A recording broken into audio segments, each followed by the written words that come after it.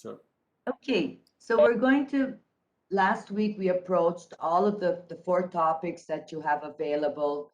As I said, I know that deciding on the topic is one of the hardest steps. But once you have overcome this step, the next steps will flow much better. Well, what is one important component about writing? And even though we're teachers, it's incredible how we sometimes slip in grammar. And I'm sure that once you read my research project, remember I told you guys that I found some errors afterwards? So that's it. And I didn't even change those, so to show you that as English teachers, we do have analyzing our own writing can be tricky because we're so, involved with the content that it's hard to separate our eyes and our mind from the content and only focus on grammar. That's why we need to separate and do different reviews. So this material I designed thinking specifically English teachers, high level English teachers to help you with your writings. So the first thing that we're going to look into is punctuation. So we have the full stops and capital letters. So this is basic, but it changes so much from one language to another. Once again, if you have any questions, don't hesitate to raise your hand, to say Anna, or to simply put it in the chat box, okay? So we have here 4 sentences with punctuation that I would like to comment. We're going to start with the capital letters. So we always use capital letters in standard places, the beginning of a sentence, nationalities and countries. We also use capital letters for streets, cities, people's name, days, holidays. The pronoun I will always be in capital letter. Okay? Now, commas. This is where we really have to give an extra push because commas in English, they are tricky. So we have, in the last century, billions of dollars have been spent on the exploration of the universe. So here, why do we have a comma right after in the last century? What type of phrase is this that requires a comma? This is what we call an introductory phrase. Okay, so it sets the context. So it's setting up an information in the last century, nowadays, comma. So every time we have this kind of introductory sentences, we will use a comma. So nowadays, most of the time, since the early 1990s, after finishing the meeting. So you see how it sets a position, either of time or place, despite not having studied, while getting ready for bed. So it all informs the reader of a position, either time or place. So we call these introductory phrases, and you will always use a comma with them in English. Introductory phrases can be 1, 2, 3, 4, 5.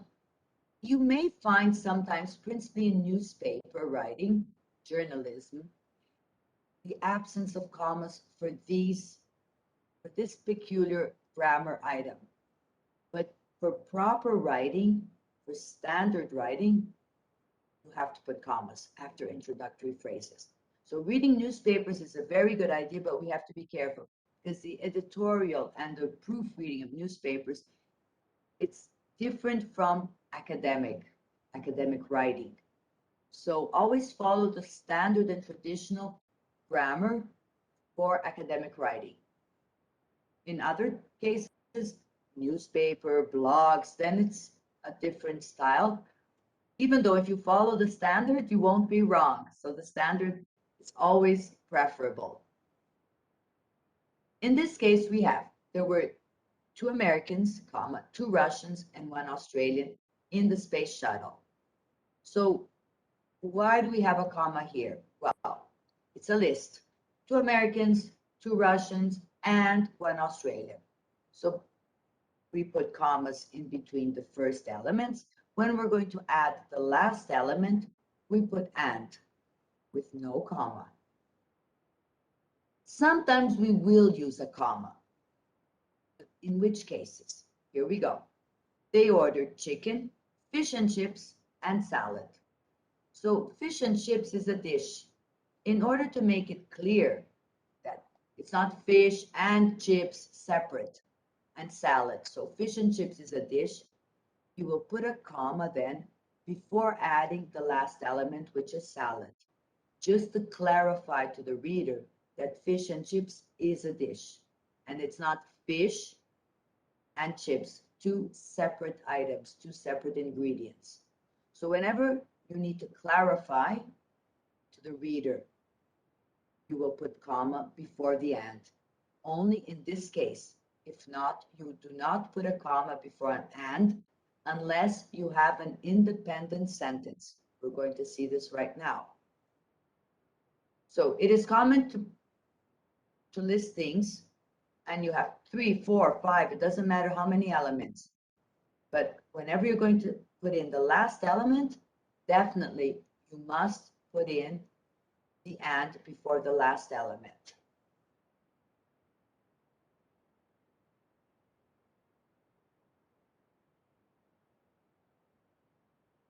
That's not what I wanted. So moving on now. Now let's take a look here. If we found another planet nearby, comma, for instance, comma, some claim we could mine it for resources. So in this case here, what do we have? We are using the for instance here. It's what we call an interruption. The sentence is being interrupted. If we eliminate, if we found another planet nearby, some claim we could mine it for resources. It is possible to eliminate this interruption. So we call this an interrupting factor. Now, we use commas for this case. In a different level, at a different level, when you have sentences with if, you will put, if you study, comma, you'll pass the test. So if you begin the sentence with the if, before you add the second clause, you will put a comma. So this is not an interrupting comma. This is the comma to distinguish two separate clauses. However, if you have the if in the middle of the sentence, then there is no comma. So the comma of, for instance, in the previous one, it is an interrupting expression, an interrupting factor, we call it.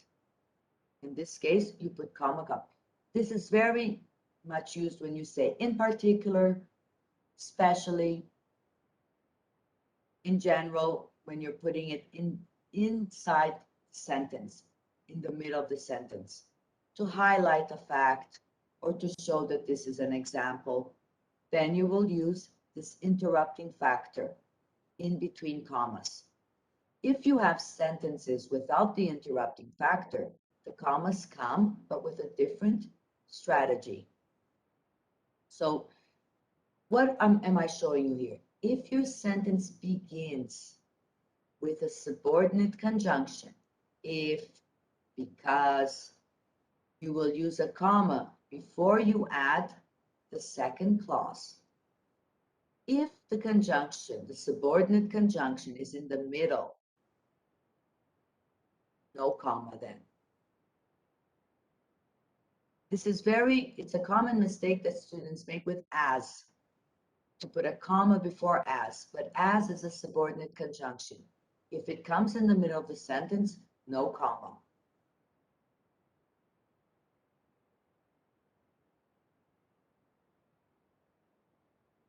So in this case, we're using a comma because it's what we call an interrupting element. There are others, as I said. There are, however, several reasons why I believe, however, for example, so interrupting factors or elements, they can be eliminated and it does not compromise the meaning of the sentence. So the hotel surprisingly had no room service. The hotel had no room service.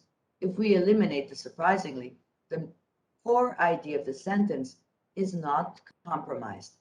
If you add this interrupting element, you're emphasizing, expressing an opinion. This is very valuable when you need to write opinion essays. This can come in, it's very useful, and it will boost your scores in terms of structure. Now we have the last sentence. Although some support this investment, others feel this money is squandered.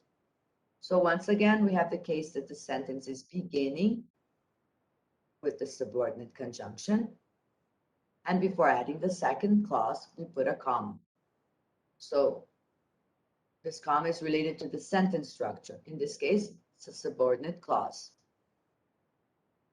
Here are some other. So these are the most common subordinate clauses that we use. Once again, if they come in the middle of the sentence, you will not use a comma, except with while. We will check that out in just a few minutes. So when I woke up, I made some coffee. So when is the relative clause, which is a subordinate conjunction. So within the subordinate conjunctions or subordinate sentences, it's a big family. We have subordinate conjunctions, relative clauses, and correlative conjunctions. All of these, they are subordinate sentences. So when you begin the sentence with a relative clause, like when I woke up, comma, I made some coffee. If we invert the sentence, I made some coffee when I woke up. No comma then, because when would come in the middle of the sentence. Because I'm studying so hard, I'm going to pass for sure. If you invert, simply you don't use a comma then. If you need some help, just ask me. So when you start with the conjunction, you need a comma after the first clause.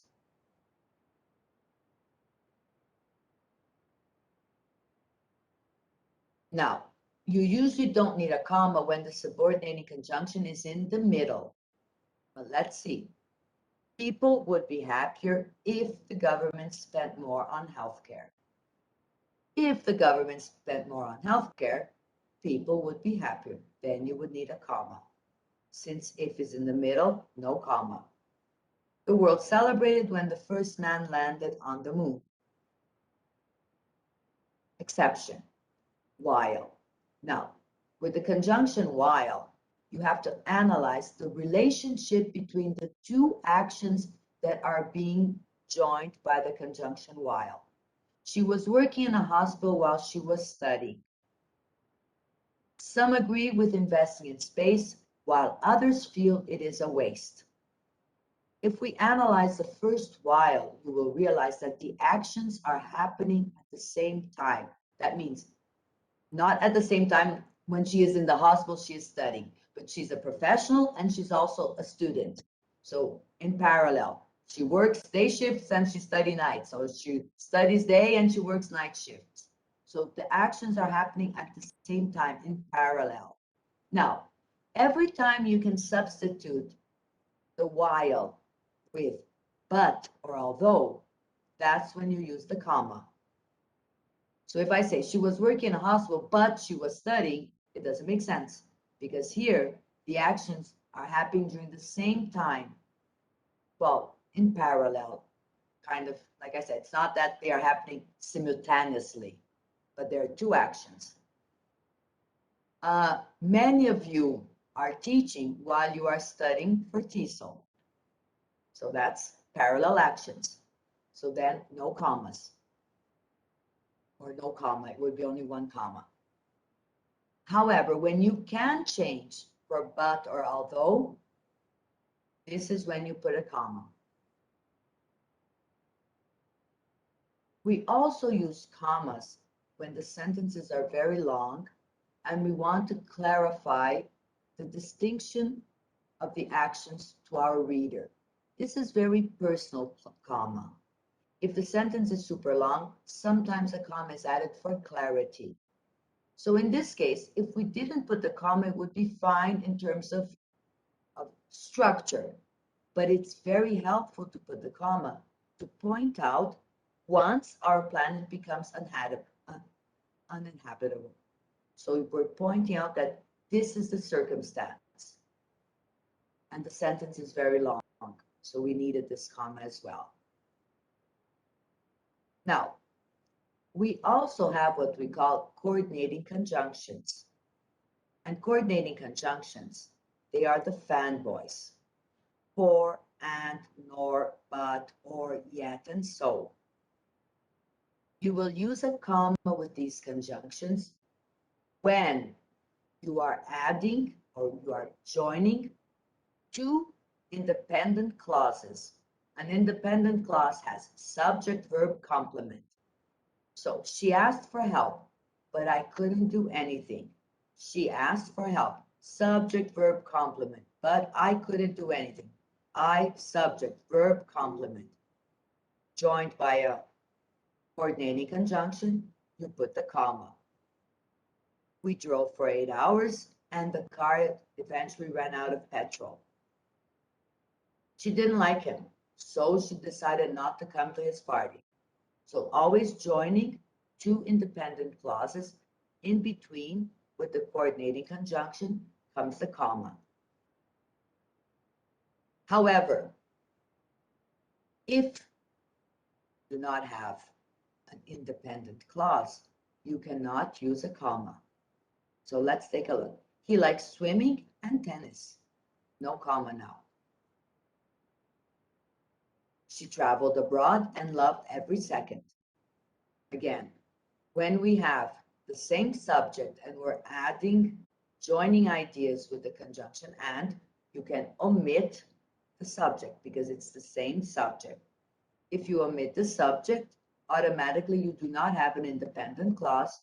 You will have to omit the comma. Now, here are a couple of exercises for us to do. Once again, all of this material I will share with you. You can use in class. You can inspire, copy and use them as a way. I always like to work with timers with students. I find it sets them, to participate, and it organizes the class, principally with online classes nowadays. So I always set the timer and I assign the task. So here I'm going to try the strategy with you guys too. You will have 2 minutes to do this. So you have to add commas where necessary. Here we go, 2 little minutes, and then we will discuss this.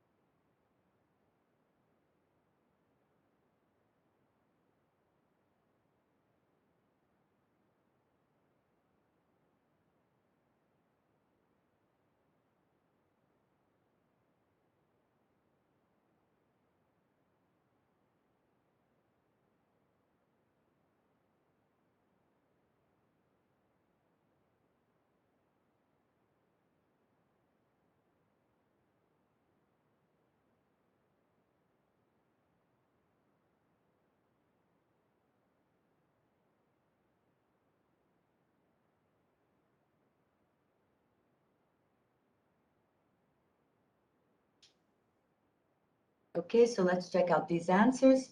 Here we go. Before that, another set for you guys to do. Now it's to fix the errors.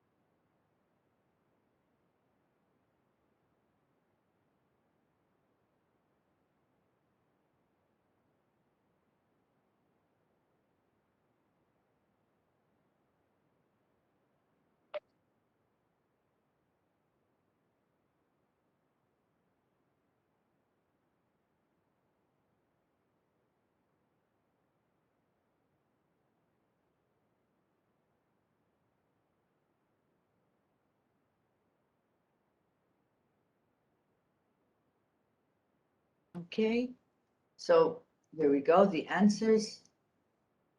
So check out where we put the commas. See if there are any doubts. And if so, I'll gladly explain.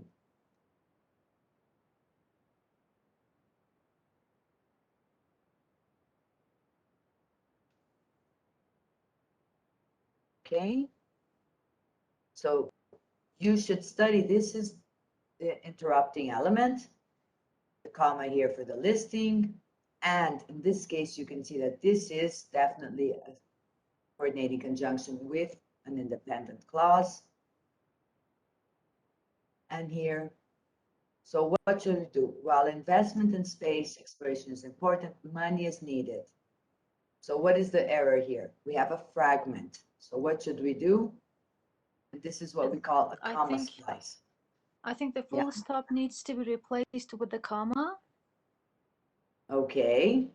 And money, of course, shouldn't be capitalized because it's... There you go, you got it. Beautiful. So after a while, no comma, comma here, that's it. Because the sentence begins with the subordinate conjunction. Excellent. So we have to be careful that sometimes we put a comma, like in this case, suits. This was a big mistake. You can't, a comma not always is suitable because you are beginning a new sentence, a new concept, a new idea. You need a new sentence then. That is a relative pronoun. We have to be careful. It is very common for students to use that and commas. However, we do not use that and a comma in English. You can only use commas with the relative pronouns who, which, when, but not with that. There are two types of relative clauses, defining and non-defining. So that's the difference of that. We will see this in a few minutes. So in this case, now you have to put in the correct punctuation. Capital letters, commas, final stops. So let's take a look here. What can be done?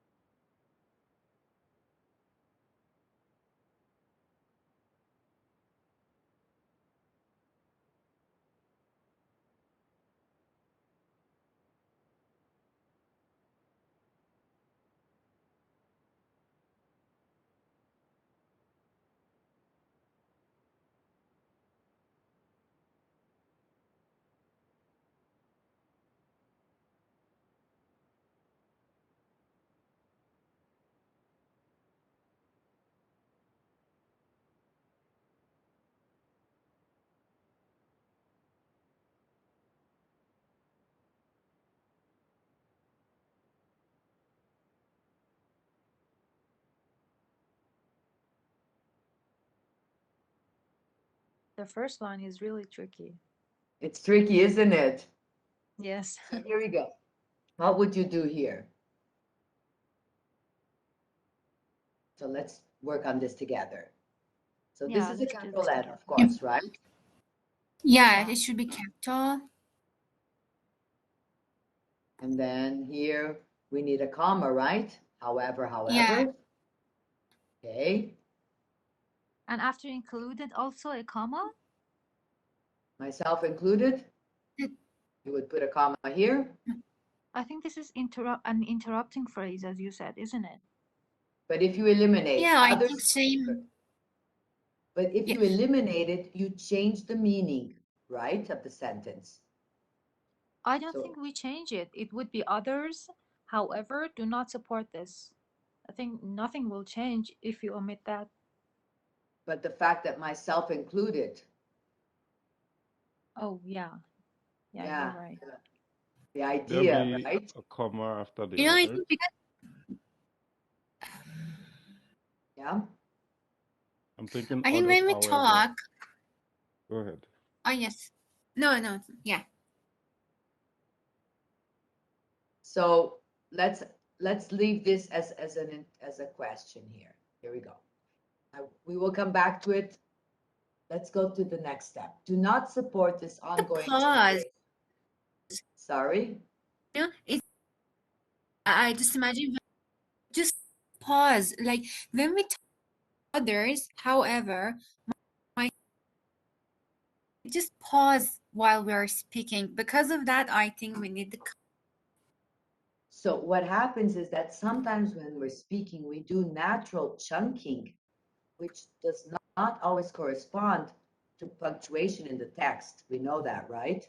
So we have natural chunking when we're speaking or when we're reading out loud because of the breath, because of the ideas. So chunking is something we would say. Others, however, myself included, do not support this ongoing exploration. So it could either be natural chunking by pausing, or if it's an interrupting element, then you would put a comma. Now, my question is, do you consider myself included an interrupting element or not?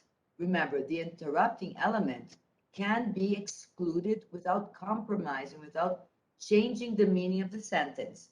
So if I say others, myself included, do not support this ongoing exploration, correct? If I eliminate the however, it doesn't yeah. change the meaning. Others do not support this.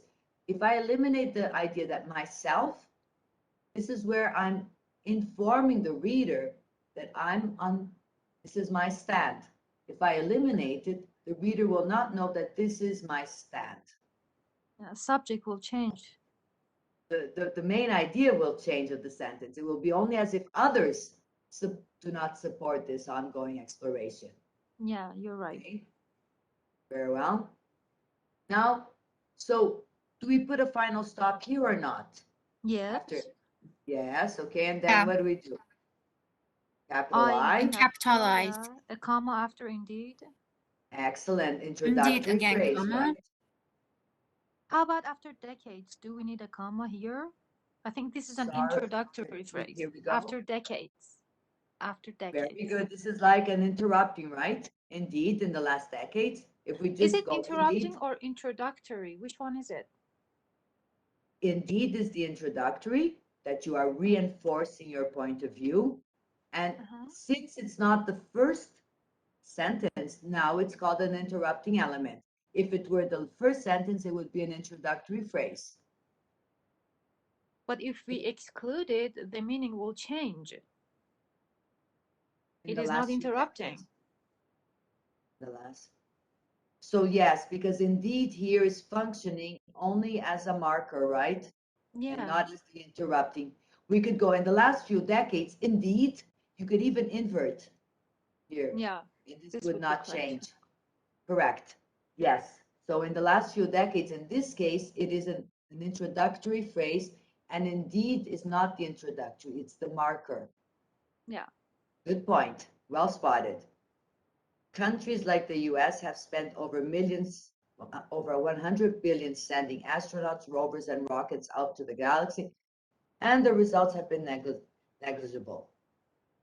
What happens here? We need a full stop after negligible. Yeah, full stop.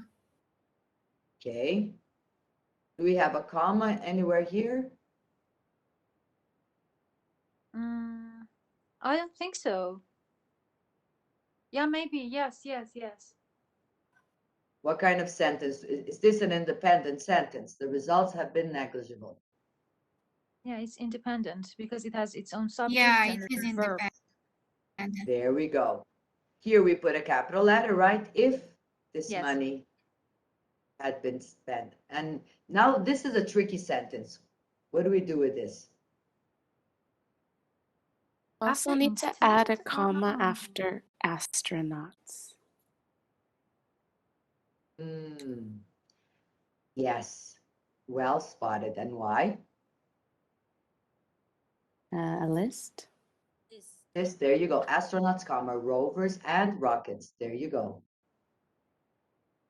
Okay. If this money had been spent instead on improving literacy or sanitation in the third world, what do we do now? I think the if clause ends in after diseases. This is the whole if clause. Okay. And after diseases, but Comma, our lives will be much better than they currently are.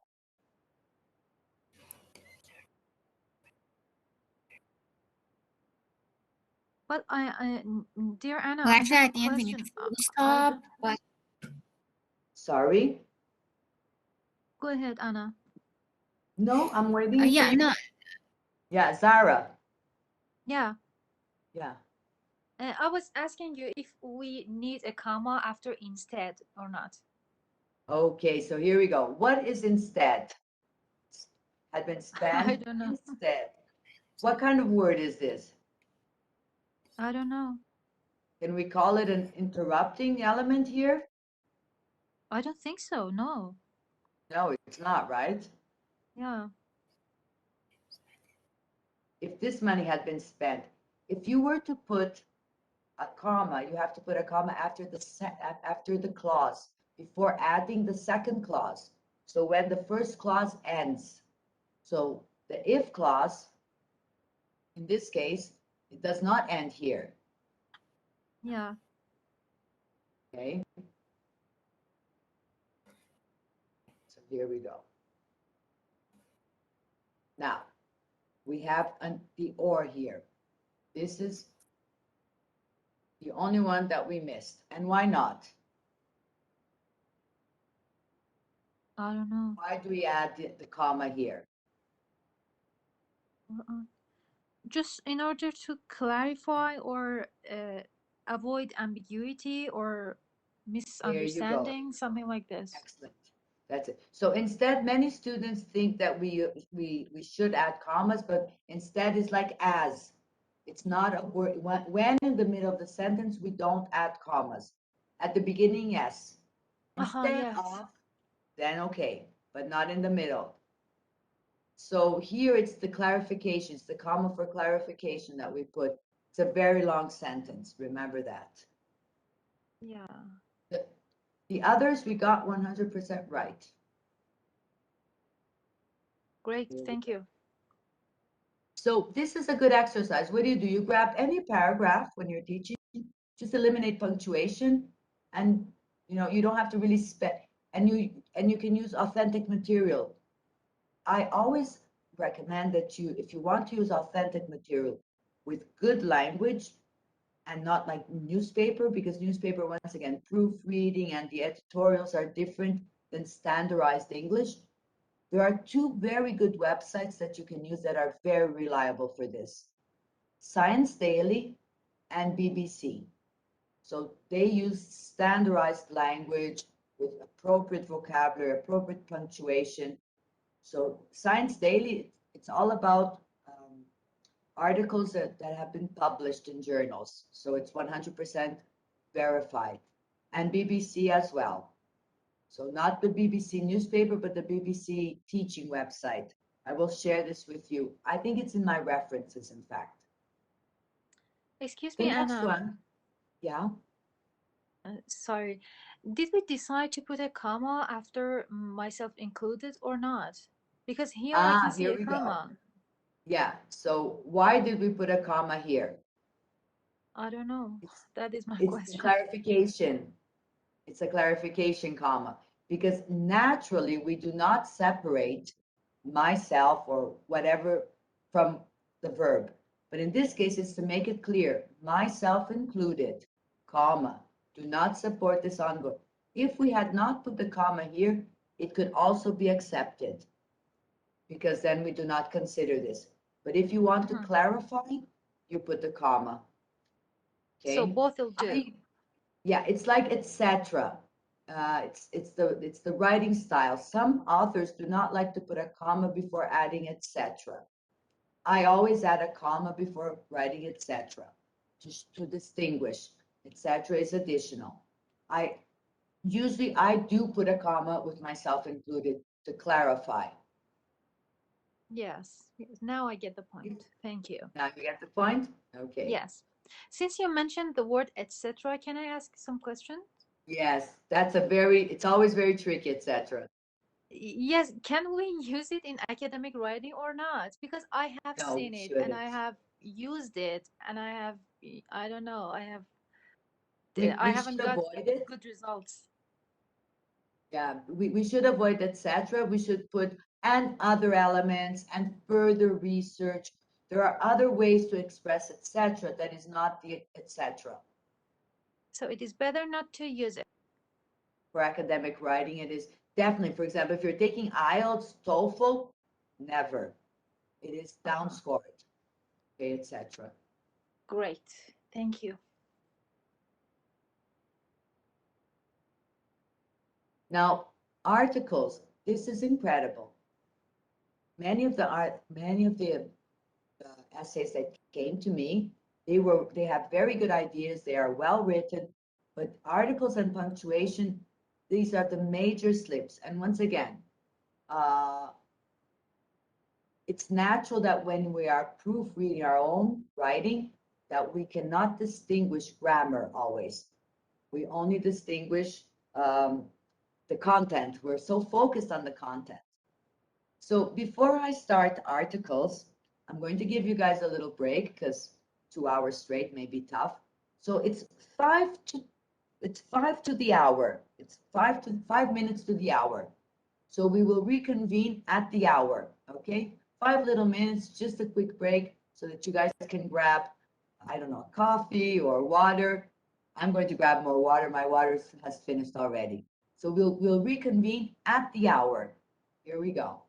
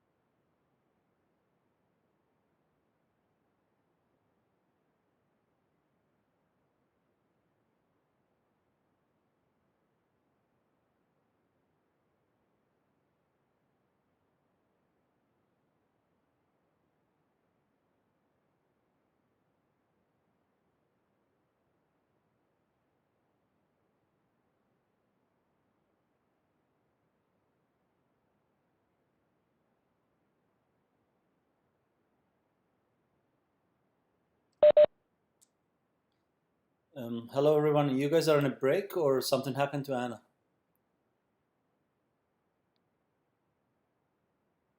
Sir, we are having break. All right, thank you. Because I think Anna mentioned earlier that had some internet connection, so I figured maybe that is the reason. Okay, thank you. For our Pakistani friends, if the time doesn't match you because you have to work tomorrow, you can log out and watch the recording of this webinar tomorrow or the day after. The recording will be available. Thank you. You're welcome.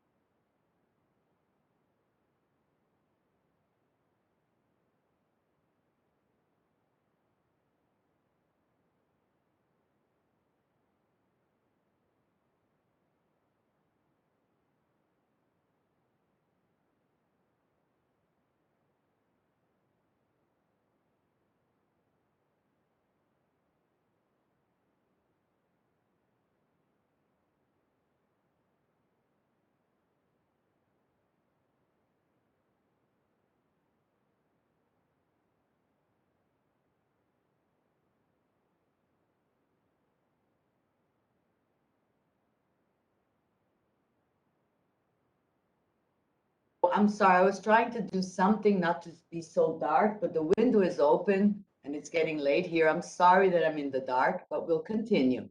Okay, here we go. So we were talking about articles now.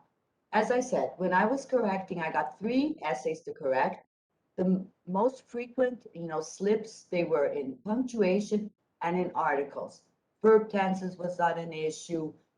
Ideas were not an issue. Organization of the paragraphs was not an issue. So it's little details. That's why I separated these 2 topics to work on today. So the first rule to follow for articles are singular nouns. They will always take an article in English. Now, in order to use the article the, you will either use the to mention something for the second time when you're making a reference to something that was already mentioned, or when it's a plurals, be very careful. We're going to identify the difference of nouns with and without plurals, and uncountable nouns. So there's a message here. Let me see what's happening here.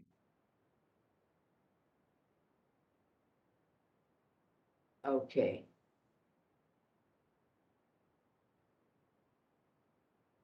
The third element is we use the for specific things, mainly when they are unique. We use an if the next sound is a vowel. Now, observe the word sound and not only vowels. So in some cases, you will see that the word begins in writing with a consonant, but if you don't know the pronunciation, you may put.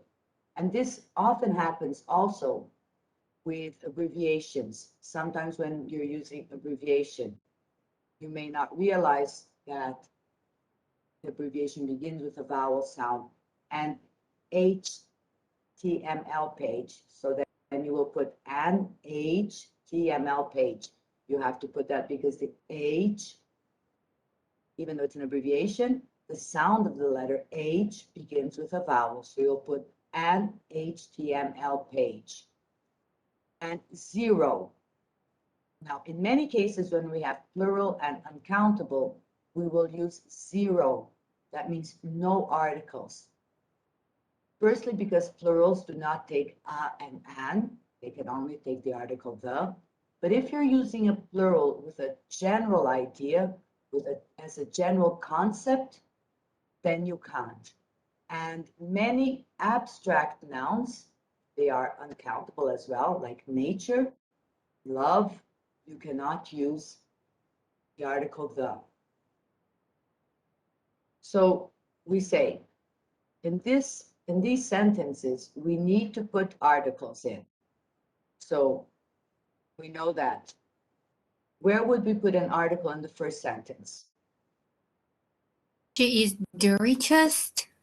The richest, that's it, because it's a superlative. So then we need. Yeah. So she is, that's it. And then in the world, because world is unique.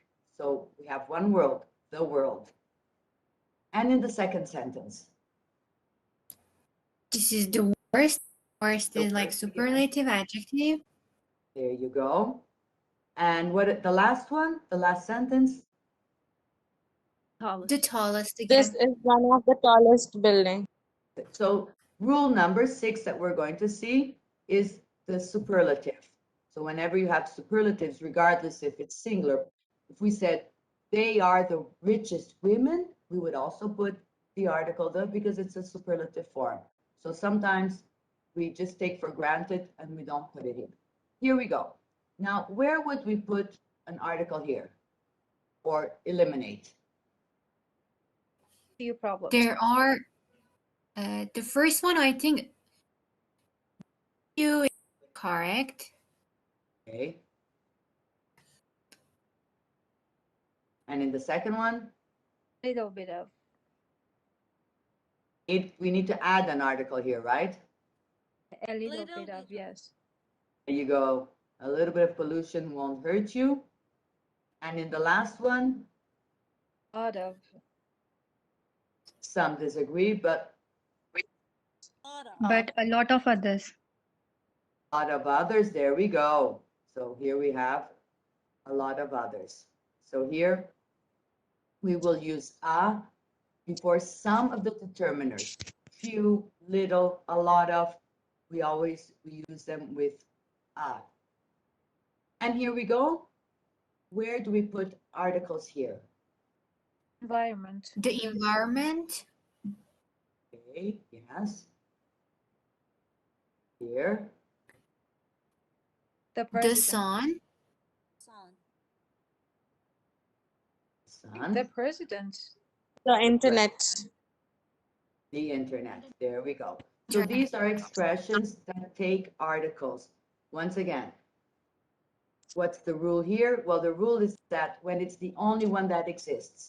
So here, even though we're not saying the president of what country, we're referring to the president of Australia, the president of Brazil, or the president of the United States. It's the president of a specific country, even though it's omitted. Environment, we have only one. Internet, too. So they are unique. The world, the sun. So here we have to add, change, or remove articles. Let's do this one together. Did I put a timer here? Let me check. No. If you guys wish to have that timer, I will share with you the web link that you can download to add timers to your slides. I really like that when we're teaching online classes. I think they're helpful to organize a class. So where would we put an article in the first one? Internet. On the on the internet. internet, On the internet. and that information, no, the information, But you should check sources of that information. The information or that information. Of the information sounds much better. Mhm. Number 2.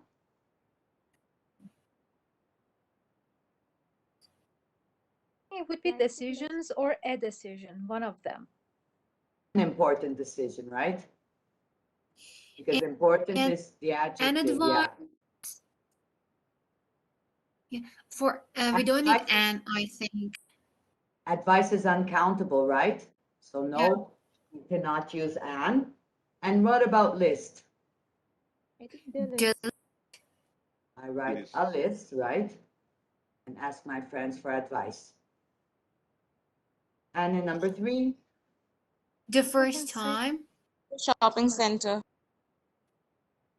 is the shopping center near my house. So it's not any the shopping. shopping center, The shopping center near my house. Huge accident. a huge accident Here you go. on the road out front. Specific road, not any road, right? So here we go.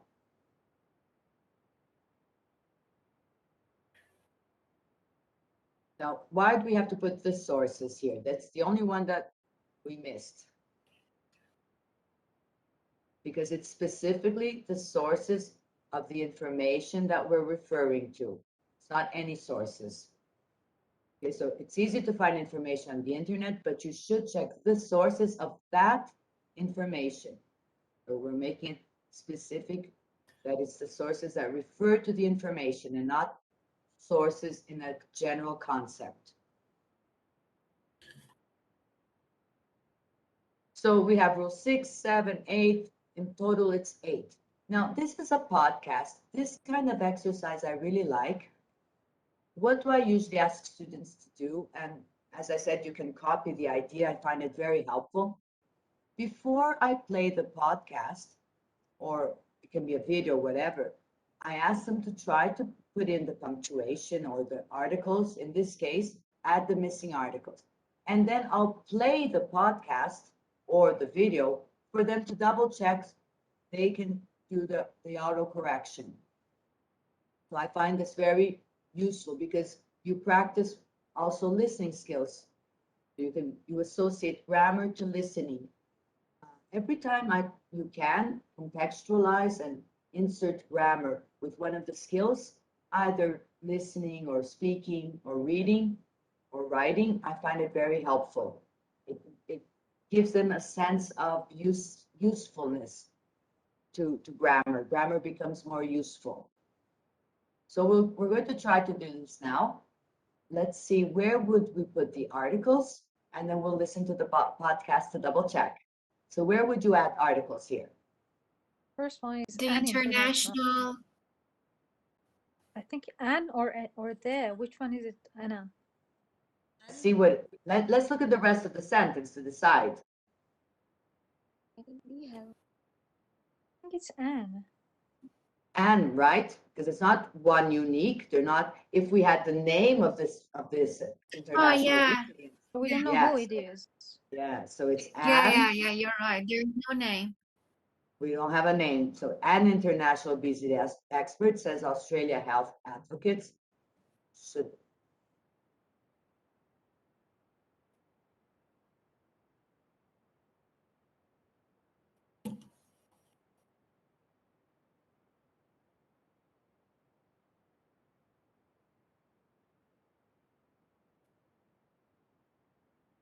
Or big. They don't have a big impact. A big, there Yeah. we go, a big impact. Excellent. Here, a big impact. On after on. I think second On the line is nation as away. On The nations, right? Second line is as away, isn't it? Sorry. The second line as away to.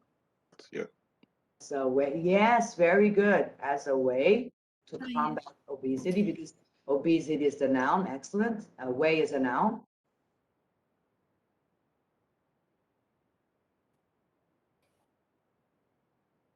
is now a call for government. And there's now a call for government or the government. The government. The government. Right?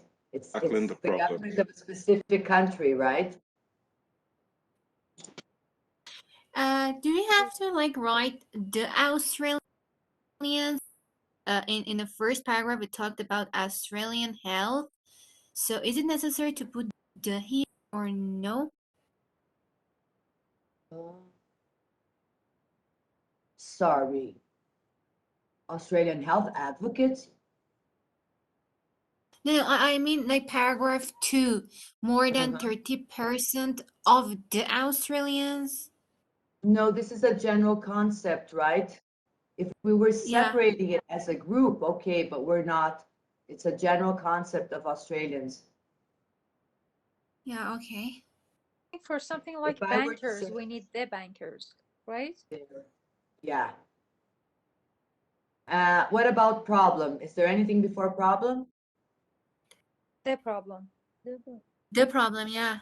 Yeah, we have here, right? The problem. Okay. So now we're going to listen to the podcast. Oh, I think punctuation also needs some corrections here. would you change the punctuation? For example, before and, second paragraph, first line. That's it. There is a punctuation here. And there's now a call for the government to halt its entire approach to tackling the problem. The problem, yes. I'm going to have to erase because the only way to go to the next page is by clicking on this resource. So I have to, now here we go.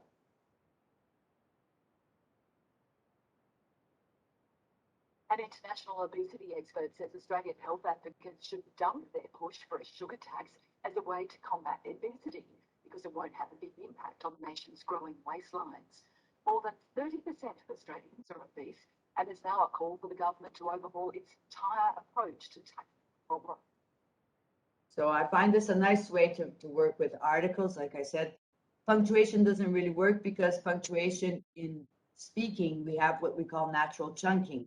So that wouldn't work. International obesity, and it. So here is the correction. And so when you receive this, there's a little bit more of activities for you guys to work on and share. And like I said, this is to help you guys to inspire you and maybe, developing activities. I added singular nouns because a couple of the essays that I corrected, they had this little slip. So you have to add an, and this. Sometimes it wasn't well recognized when there was a singular article that you need to have, sorry, a singular noun, you will use a singular article. So I added this too also. So when you receive this material, it's just a way of you to reviewing the concepts, okay? So the next Excuse step, me, Anna. Where can we have access to these practices? I mean, both the I'm going text to and the send audio it to files. Daniel. I'm going to send it to Daniel, and Daniel will forward it to all of you, okay? Because he Great. has your Are there any emails. links? No, these are, I created these. Okay, so I Of created them from, yeah, they're part of my teaching classes. In fact, before I forget, I would like to extend an invitation to all of you. I teach in a college here in Brazil, and they will be presenting some oral tasks. And if you wish to attend, I would love to have any or all of you there as participating teachers to, give them some feedback and make them, they really like whenever I take international teachers to participate. It's a very nice college. The students are very dedicated, and I'm sure that it'll be a nice experience for whoever has the opportunity and the time. The date, I'm going to give you the date and the Brazilian time, the São Paulo time. You don't have to answer me right away because there is time. The date of the activity will be on October 22nd, and it's in Brazil time, 7 p.m. Brazil time, São Paulo time, in fact. So if any of you would like to participate as teachers, I'm inviting you to participate as teachers to help give feedback and comment.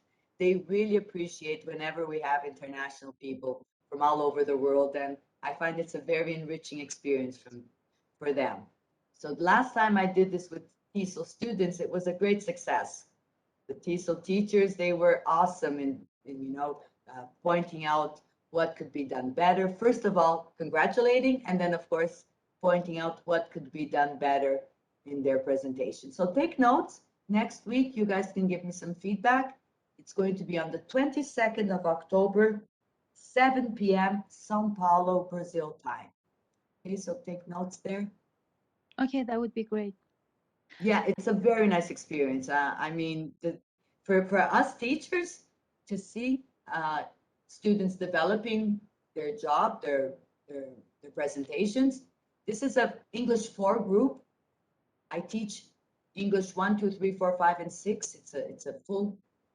It's part of the program, and it's very nice to see the way they develop their work. So all of you are invited to come and participate and give feedback as teachers. That's what I really like to see, because the point of view of so many, the diversity of feedback is very enriching for the students.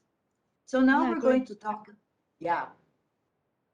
So now we're Anna, going to I talk. want to know one thing. Would you be sharing any of the links for that particular event? No, I won't. I will share the Zoom link for you to participate. I'm putting my email in the chat box, because then you can contact me and say, no, I would like to participate. So it's there in the chat box. For some of you, I think it's tough, the time, because it's 7 p.m.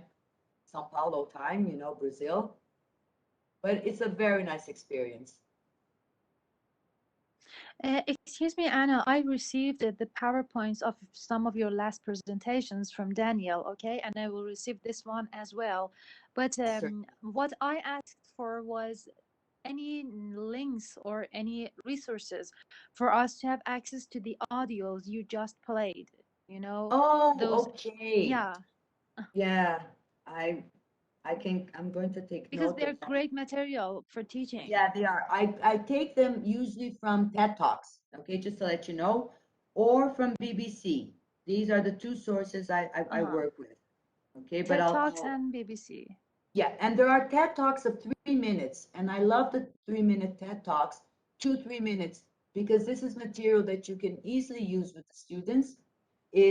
And you have the transcripts. So I have a step-by-step process. Let me just put it down here for you guys that I work with the students, and that is really very productive. So what do I do with them? Just grab it here.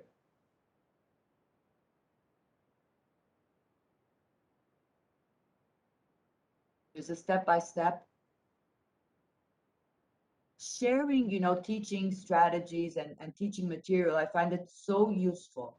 I have learned so much sharing material.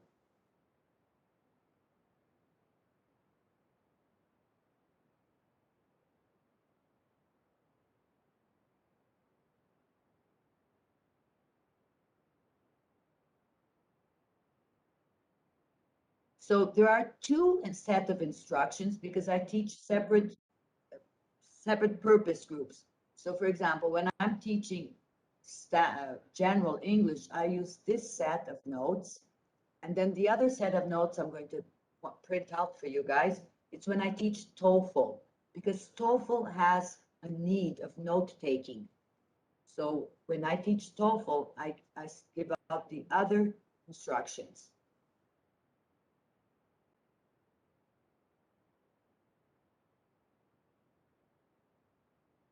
Okay, thank you, Anna. And now for TOEFL instructions.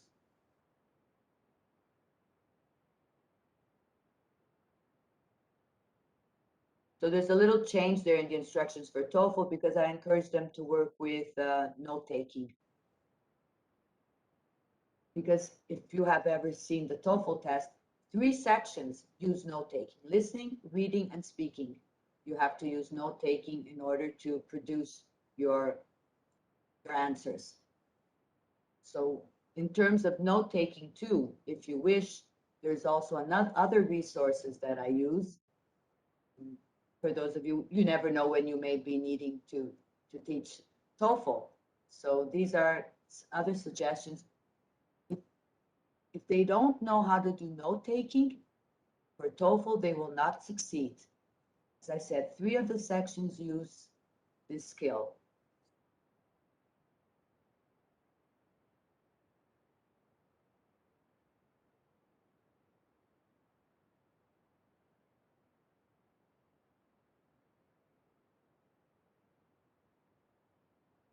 Here you go. Okay. So now we're going to take a look in IELTS essay writing.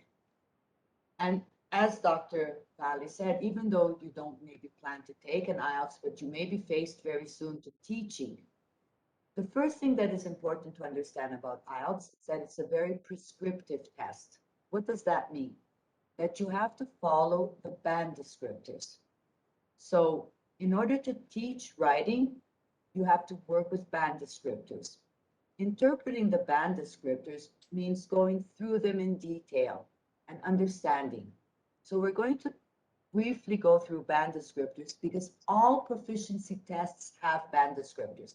TOEFL, PT, CELPIP, IELTS, and learning to understand the band descriptors as a teacher is what's going to help you set the pace for your learners to adjust to what is being expected from them. So the first step is that we as teachers, we learn to understand and to interpret the band descriptors. As I said, all proficiency tests require this. Academic writing also requires. They have band descriptors that are not laid out like this, but we know from experience that academic writing has to follow a certain structure. We worked with the project structure last week. The previous week we worked with essay writing for college and high school. So the writing will be scored based on 4 different criterion. So 25% for each one. And there are bands 6, 7, 8, 9. Most students, they aim 6 plus, but 7 is the most common band that the students aim for. Now, when we look at this, we see task achievement, coherence, lexical resource, grammatical range. If we analyze, we will see that addresses all parts of the task. So that means that sometimes it's a double question, sometimes it says discuss both views, so both views have to be discussed. And it says here presents a clear position throughout the response. This is something very interesting for us to observe. Some essays says discuss both views and give your opinion. Some essays say discuss both views, but they don't add give your own opinion. However, presenting a clear position is a band descriptor. So it means that even if the essay prompt doesn't ask for your opinion, your position has to be there as a writer. And that's something that many students miss, and this is what keeps them stuck at 6.5 most of the time. Another element that will keep them stuck at 6.5 is what we call the mechanical markers. So uses cohesive devices effectively. For Ielts, what is a mechanical marker? Those markers that are standardized. However, furthermore, moreover, in addition, firstly, secondly, in academic writing, we use this naturally, and it's correct. When it comes to Ielts, in Ielts band descriptors, this will set the student at a 6 because it's a 6. Okay, so in order to stay away from the 6, avoiding the mechanical markers, they will have to identify what they want to say. If they're saying moreover, it's because they're adding an element. So adding to this problem or another relevant point. So as teachers, if we don't read the band descriptors and we don't understand what the band descriptors are saying, we won't be able to approach the teaching that the students need to successfully achieve their scores. When it says here in vocabulary, flexibility and precision. So what does flexibility mean? Because it says, range of vocabulary to allow some flexibility. So this is very pointed out. You have to avoid repeating vocabulary. So then you will use flexibility. Flexibility meaning that some words have natural synonyms. For example, residents, inhabitants, dwellers, population. So you have natural synonyms. However, others, as school, environment, family, we don't have natural synonyms for these words, right? So school, what is a natural synonym? So that's how you're going to show now your vocabulary flexibility. You will take words, join them to have the same meaning. So school would be academic environment, academic institution, educational institution. So you join words, this shows your vocabulary flexibility. Precision. Adjectives and adverbs help a lot when it comes to precision of descriptions. Then it says uses less common lexical items.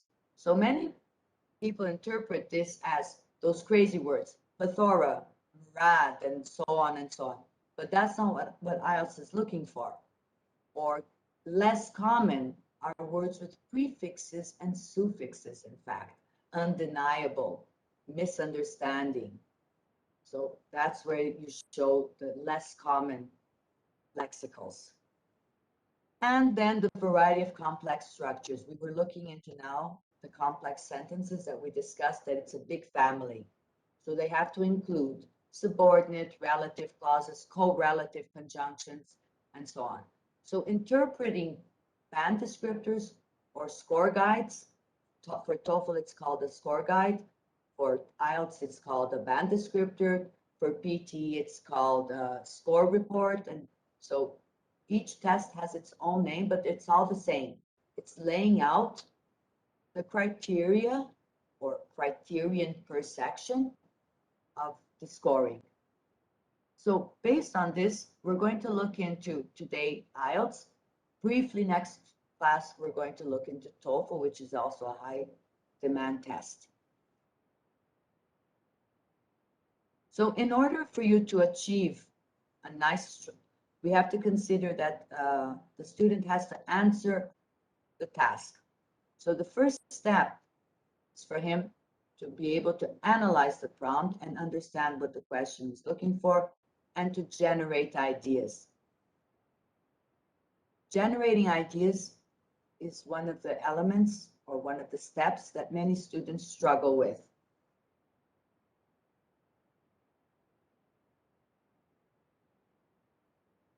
So this would be a typical essay prompt for Ielts.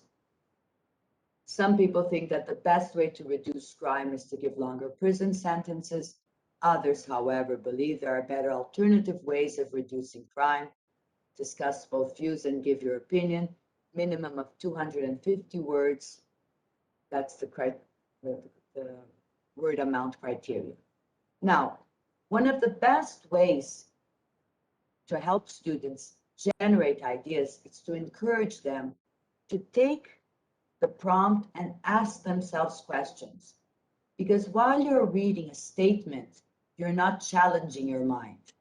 But once you start to ask yourself questions, that's when you challenge your mind. And it's a neurolinguistic process. As you challenge your mind with questions, you generate answers. These answers, they generate ideas for you to write. So questions that could help.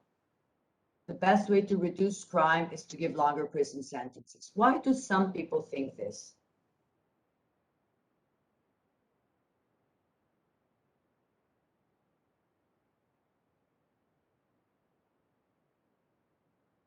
Okay. I think I can go. Would you like to share something, Jay, with us? I saw that you tried to share the screen. Sorry. Is it back? It's Sorry. back, but would you like to share, please? No, it's okay. No. It was just a slip there. Yeah. Okay, don't worry. Yeah, it happens. So you encourage your students to ask themselves questions because that's the best way. So the best way to reduce crime is to give longer prison sentences. Why do they think this? What effect would longer prison sentences have on criminals, on society? So, little triggers. Think of a specific example where a longer prison term could have prevented crime. So encourage your students to always. Now we have the others. So then the other side, because they have to discuss both views here. So they'll have to generate ideas for both sides. So encourage them to learn. And this is practice. We should work with them a couple of topics, get them, to train their mindset to generate questions based on the statements given. And then we have what we call the structure. Now, the structure, like I said, in order for you to fulfill all those band descriptors, there are certain structures that can help them. And in 40 minutes, they have to be able to analyze, plan, write, proofread. So having a structure is helpful. This prompt can be developed in two ways, okay? Because it's discuss both views and my opinion. So for those students that intend to achieve that 7.5, 4 paragraphs is a strong essay. However, some students, depending on the reason why they're taking their Ielts, they need 8+. Those who intend to take a PhD program in an international institution. So then they should go for 5 paragraphs for the 8+. For this type of essay, discuss both views and give your opinion. So in this case, it would be recommended. But the 4-body paragraph is more than enough for the students that are aiming for 7.5. Also, writing three-body paragraphs instead of 2 is more demanding in time. So this is really the 8+ people who need to go for. Now, since it says discuss your ideas, we're going to deal with what we call a single idea paragraph. The single idea paragraph, the structure that I propose and that has been working is point, explain, example, effect, and link. The point is when you present your idea. So remember, for Ielts, you need to present, support, and extend. So you present, you explain, so you support. Example and effect will extend, and the link will help your essay move smoothly from one paragraph to another. Linking can be done backwards or it can be done forwards. It depends what the student, the topic that is being developed, the ideas that are being developed, both are correct. And this is the essay sample. So we'll realize here that if you check up, so the background sentence, what is the background sentence? And the reword the prompt. So these are two very important sentences in terms of getting the starting, the kickoff, right? The background sentence is to introduce the main topic to the reader. In this case, if we analyze the main topic, what would be the main topic of this essay?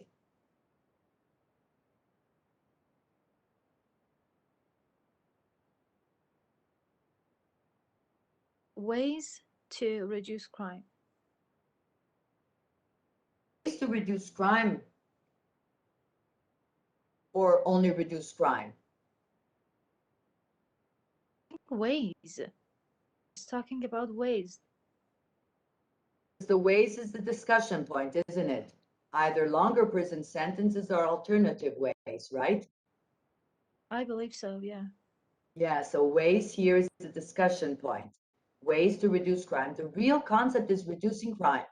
So you have to, the background sentence will introduce to the reader ways to reduce crime is the discussion point. Which ways, the two ways to reduce crime. There you go. So reduce crime. So worldwide authorities and governments aim to reduce crime in their nations. So that would be an introduction, a background sentence, where the writer introduces the main idea that will be discussed. Now, why do we suggest and we recommend, and this works, to reword the prompt? In the real world scenario, when somebody reads an essay, we don't read a prompt. The examiner will, but in the real world, the essay is read, purely the essay. So we reword the prompt to set the scenario so that the reader understands where the discussion is coming from. So there are those who believe that extended jail time will prevent or control crime, while others support different methods or to avoid repeating the word alternative, different measures or different methods. Okay, there's a question here, I think that popped up. Okay, what is the difference between topic sentence and thesis statement? Excellent question. The thesis statement comes in the introduction. The topic sentence is the first sentence of the body paragraphs. Okay, so the thesis statement is to inform your reader. It's a promise you're making to your reader, kind of like, I promise I will do this and this in this essay. So in this essay, I will discuss the positive impacts of long-term incarceration and possibilities of rehabilitation, applying other strategies. In my opinion, the latter is the most recommended. So then you would be supporting the last point. Okay? I think topic sentence is more delimited than the thesis statement. Yes, and not only that, but the position of these sentences in the essay. You do not have a topic sentence in the introduction, okay? And you don't have a thesis statement in the body paragraph, that also. And the topic sentence in these, it is to limit what the paragraph will discuss. So that is the function of the topic sentence. It's to inform the reader what that body paragraph will discuss, and then the other sentences will develop that main idea. Okay? And there might be more than one topic sentence, of course. In different paragraphs, not in the same paragraph. Yes, differently, yeah. There you go. Because that's another detail that we have to be careful when we're writing Ielts. You cannot mix ideas in the same paragraph. For instance, if the prompt is asking for causes and solutions of a problem, you have to separate causes in one paragraph and solutions to those causes in a separate paragraph. So you can't discuss cause and solution in one paragraph. So it's always one main idea per paragraph for Ielts. If you were writing an essay for college or for high school, then you could present the problem, present the solution in the same paragraph. Okay? And always, when we have this prompt of discuss both views, the writer's opinion will always be the second body paragraph. That's a structure to follow. So the writer's opinion is here, my opinion. Now, when you decide to do the three paragraphs, the three body paragraphs, first view, second view, and then you can have your view, which can maybe be a blend of both or imposing certain conditions. So alternative penalties for those who commit minor crimes, okay? And longer sentences for those who commit violent crimes. So this is where you have the option to putting your view then as blended or as, you know, limiting, like I said, the discussion. If you're going with 4 body paragraphs, you have to support one of the two sides. So the sample that I propose is with 5 body paragraphs. And if we look at the first one, it says, for many, the solution to crime seems to be simple. Lock criminals up for longer. They claim that by removing dangerous people from society, citizens are safe. Indeed, when it comes to murderers or violent offenders who show no remorse for their crimes, such as Martin Bryant, convicted Australian mass murder, it does seem logical to throw away the key. So now, supporters of this method argue that doing so teaches criminals a lesson, protects society, and serves to deter others as well. This sentence, after the example, you ask yourself, what is the impact of this? What is the consequence? Well, protect society. So that's how you extend your point. After you present your example, you ask yourself, what is the impact of this? What is the consequence of this? And of course, if violent criminals are in jail, society is more protected.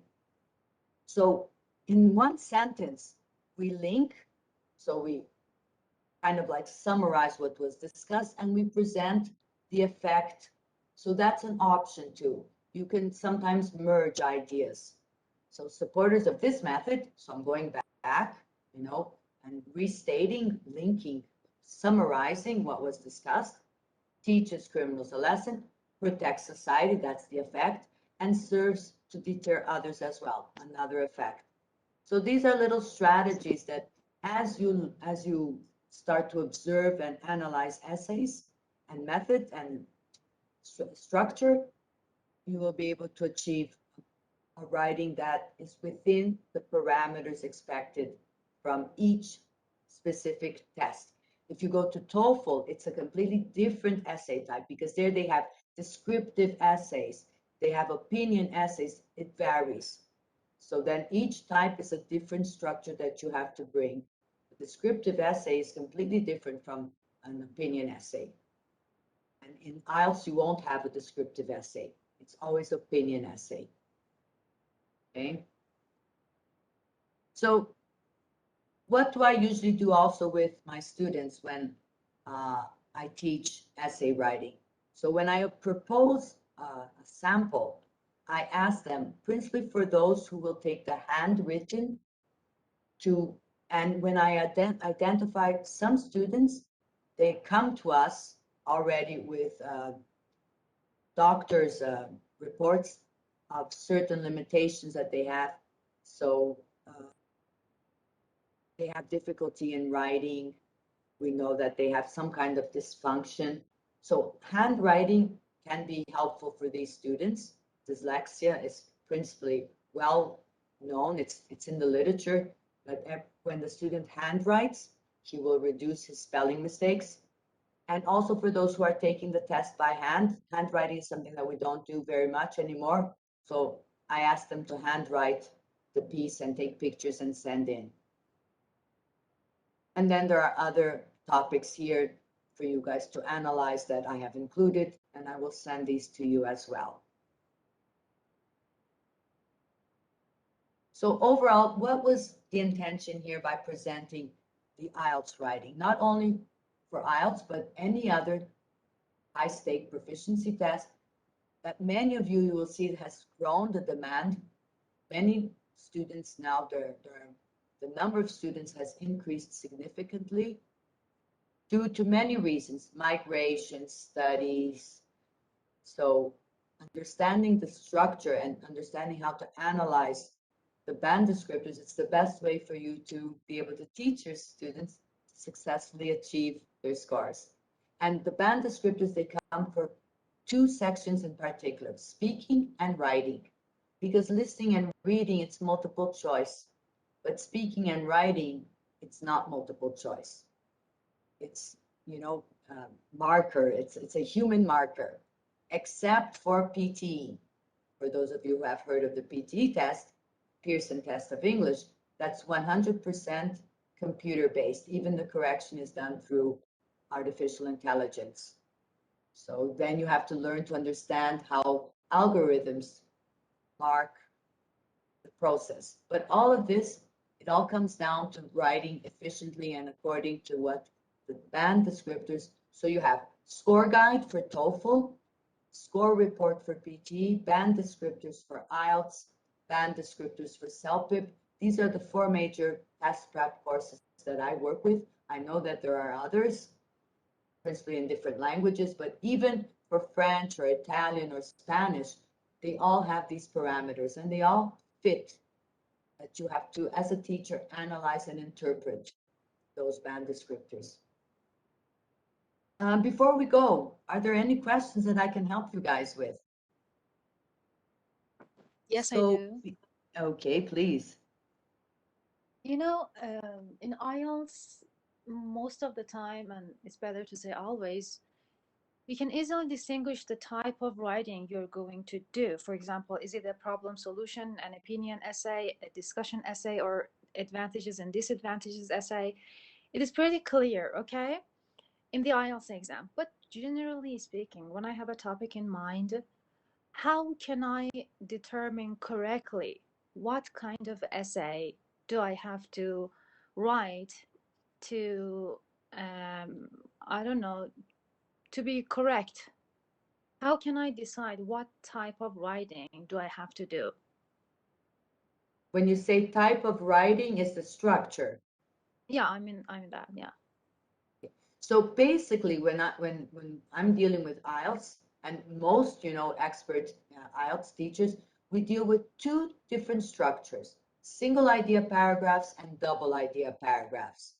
And the reason we do so is because when you have a prompt like, what are the advantages and disadvantages? So it comes in plural. So automatically they expect you to discuss at least two advantages and two disadvantages. So it fits well the double idea paragraph, which is a different structure. Present your topic sentence, which is a general idea. So understanding the different structures for the different types of prompts, that would be the first thing that I would encourage students to do. So understanding the difference of a single idea paragraph and a double idea paragraph. So if we come here, you will see that the next example that I had here, it is of a double idea paragraph. Here we go. Because the question comes in plural.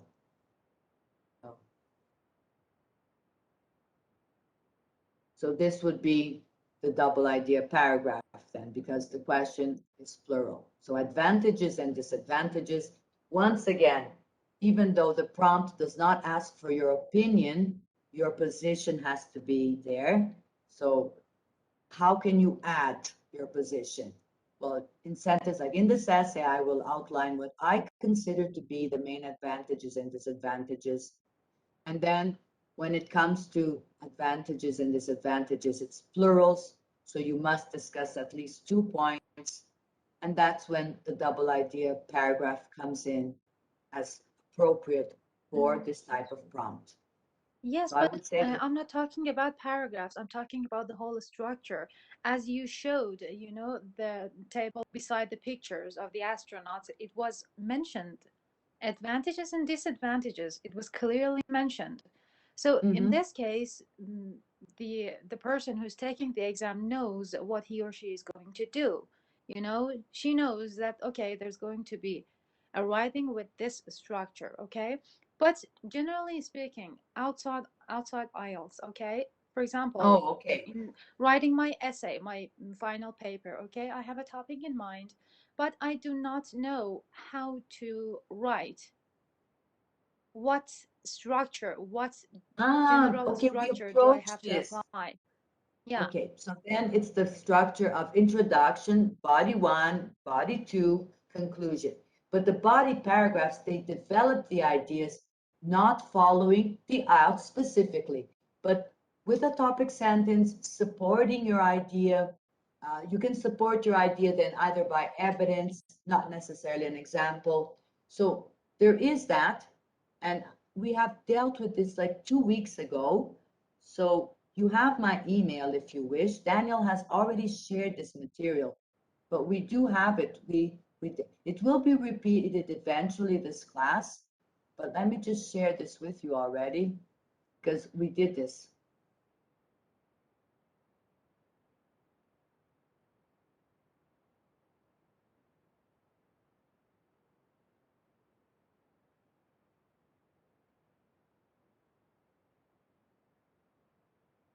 So this is basically the structure that you would follow for an academic essay, an assignment at high school or in college. Okay, Yeah, so you have this is in introduction. general. That's it. So this is the structure. And we did this class already, but I'll share if you wish, send me an email. I'll share this with you because so here you have the thesis statement, body 1, topic sentences. The approach is slightly different, definitely. And in these essays, you can use those, you know, firstly, secondly, thirdly, to organize your writing. Furthermore, in these types of essays, then you don't have this restriction as you do in IELTS, okay? Okay. Yeah? So Thank in you. these things, yeah, it means that you will have in the introduction your thesis statement, and then you will develop for each paragraph, you will have, based on the thesis statement, you will then open up and develop 3 body paragraphs. But the thesis statement is always going to be where the other paragraphs stem from. So the other paragraphs, they will stem from your thesis statement. That is a must because your thesis statement is the promise. So thesis statement, raising children nowadays presents many challenges for parents. So what are these challenges? So challenge 1, challenge 2, challenge 3. So it stems, the body paragraphs will always stem from your thesis statement. Okay? Yeah. Okay, I got it. Thank you. Very well. So for next class, we will continue. We will then be dealing with teaching online, you know, strategies and techniques to teach online. That's one of the new topics that it's still not in Canvas, but we have decided to include because many of you may face teaching online, and this is a completely new, we're you know, it's a new perspective for many of us because unfortunately during the quarantine, we just transferred from the classroom to online. So that was remote teaching. It wasn't online teaching. Online teaching, you have so we're going to discuss the difference of remote teaching with online teaching for example, the TESOL, it's an online course. It was planned. It was designed to be taught online. All of the components were designed with the purpose of being online. In other cases, just what happened to us during the pandemic, it was remote. It was simply transferred what was done in the classroom to online. So the components were not designed to appropriately be developed and worked online. So we're going to be talking about teaching online when the components of the course have been designed for this purpose. But strategies that you can use, for example, in Zoom, you have the backroom class that you can use where the students you can make groups, then you can visit your groups and check what they're doing. So you can break up a classroom in several, small groups. Strategies like that are helpful for when you teach online. And we'll be together next week. Erin, please, can you send me an email? I'd like to talk to you. And then there's another student here. Just give me a minute that I would like to ask to contact me. Just give me a minute.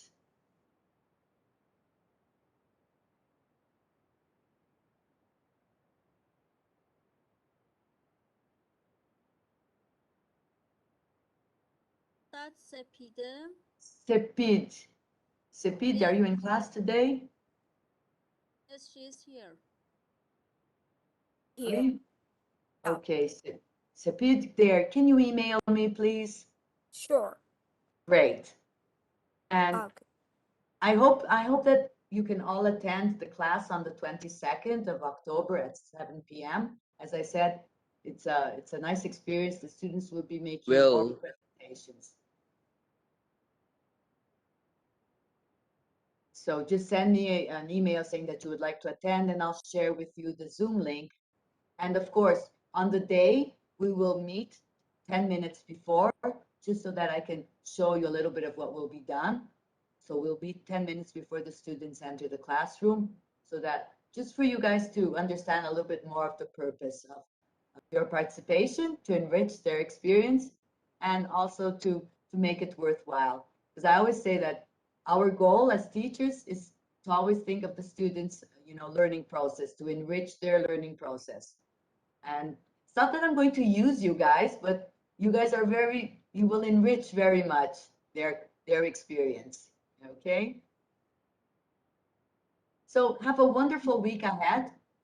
We'll meet again next week. Are there any other additional questions before we go? Yeah, actually, I was wondering that on 22nd of October, like the course that you said is in Brazil, in Iran it will be nearly 1 a.m. So I would like to ask, yeah, how many hours will it be? Well, the Is 2 hours or it's 1 hour and a half, the class. Oh, okay, yeah. It's 1 hour and a half, yeah. It's a the class goes from 7 to 8:30 p.m. here. Oh, yeah, thank you. Okay, thank you. And we will record the session so you guys will be able to, access it later. And like I said, it's a very enriching experience for everyone, I feel. Once again, thank you so much for joining me. So Erin and Sapid, I'll expect your emails, please. And anyone else who wishes to have the additional material that is not today's class will automatically be shared with all of you. Now, for additional material, contact me, please. Okay? Have a wonderful day or evening, depending where you are. Thank you so much for joining me. It's always delightful to be here with all of you. Let me double check if there are no additional questions in the chat box. I think we're good. Yeah, I can't see any additional questions here. Okay. Okay, Sadia. Some additional thesis statement and essay writing. Yeah, so in the material that I teach, in the references there are. So I can even put the references right now here.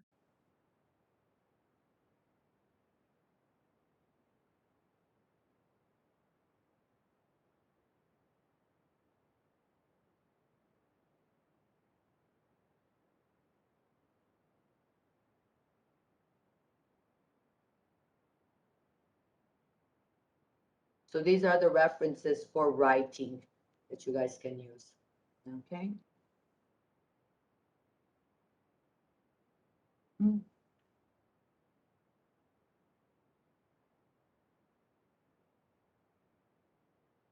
Once again, thank you so much for joining me. Have a wonderful evening, wonderful week, and I'll see you guys next week. Bye now. Bye. Thank you. Bye. Bye.